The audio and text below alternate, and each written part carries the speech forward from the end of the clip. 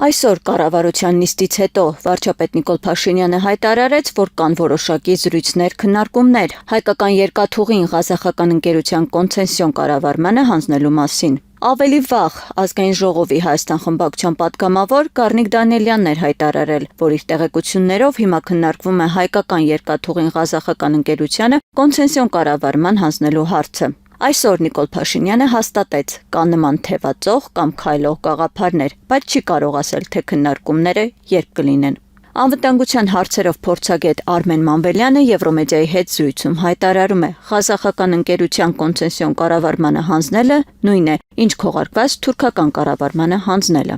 Երկաթուղու հանձնումը Ղազախստանի միանշանակ բացառաբար կդիտարկեմ, չեմ էլ հավատում, որ դա իրականանա։ Որտեղ Ղազախստանը հանդիսանում է Ադրբեջանի եւ Թուրքիայի բարեկամ պետություն, եւ շատ դեպքերում գործում է իրենց շահերի ձեռներով։ Այսինքն Ղազախստանին հանձնելը մոտավորապես նույնն է, ոնց քողարկված տեսքով մեր երկաթգիծը Թուրքիային ու Ադրբեջանին հանձնելը։ Հետևաբար ոչ մի կերպ չի կարելի թույլ տալ, մանավանդ առավելից, որ ես չեմ կարծում, որ դա ինչ-որ ձև կնպաստի մեր երկաթգծի աշխատանքի, ասենք բարելավմանը։ Ղազախստանի պետությունը չի որ կարողանա ներդրումներ անել ու փորձել իրավիճակ փոխել, ասենք թե օգուտ Հայաստանի ինչ-որ բան, որտեղ երկաթգիծ նաև ներդրումներ է պահանջում, իսկ այդ կոնցեսիոն կառավարումը Ռուսաստանի հետ որ կա, հենց ներդրումներն են նախատեսում, որոնք իրանք բարբերաբար անում են եւ զեկուցում։ Իսկ ինչու հենց ղազախական ընկերությանը, պարոն Մավելյան, ինչու ընտրությունը հենց կանգ առավ Հայաստան նախապետությունը։ Ղազախստանը Ադրբեջանի եւ Թուրքիայի մոտ իրանց ազդեցության գոտում, հատկապես Թուրքիայի ազդեցության գոտում երկիրը եւ շատ լայն ձև կապված է Ադրբեջանի հետ նավթային առևտրով, ծովային առևտրով եւ այլն։ Դա է արտահայտությունը։ Գրկնում Ղազախստանը չի կարող ներդրումներ անել Հայաստանի երկաթգծային համակարգում։ Պարոն Մավելյան, նաև փաստորեն ասվեց, որ դեռ Ռուսաստանի հետ այսպես քննարկումներ պետք է լինեն, այսինքն Ռուսաստանը ըստ էության այնպես չի, որ իր համաձայնությունը տվել է։ Ինչպիսին կլինի ռուսական կողմի դիրքորոշումը։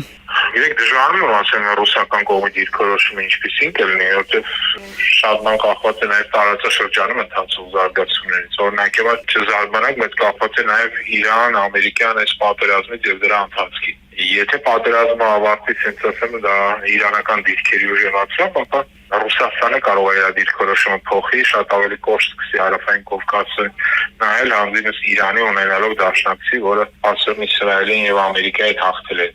Եթե Իրանը տեղի չունենա իշխանափոխություն, սա նաև որոշակիորեն նշանակում է իրանական կողմի հաղթանակ։ Այսինքն դժվարում եմ ասել, ինչ կլինի, բայց մի շարք սցենարներ է հնարավոր։ Ամեն դեպքում չեմ կարծում, թե Ռուսաստանը այս պահին պատրաստ է այդ կոնցեսիոն կառավարումը ինչ-որ մեկի զիջել։ Ուղղակի ծանոթ չեմ էլ այդ պայմանագրերը, ասեմ թե պայմանագիր ինչ պայմաններով է տրվել։